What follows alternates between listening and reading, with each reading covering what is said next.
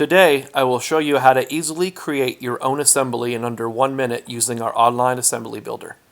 This powerful tool is accessible from any page using the links found in the header menu.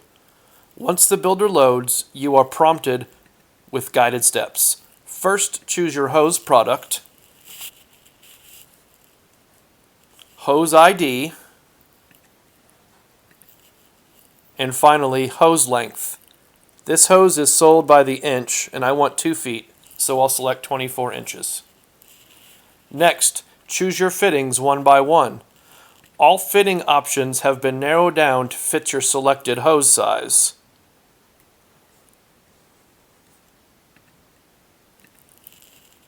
If you wish, you have the option to add pressure testing and tagging to your assembly. Finally, add your build out to the cart and you are finished. It's that easy. Thank you for choosing Cut and Couple as your preferred hose supplier.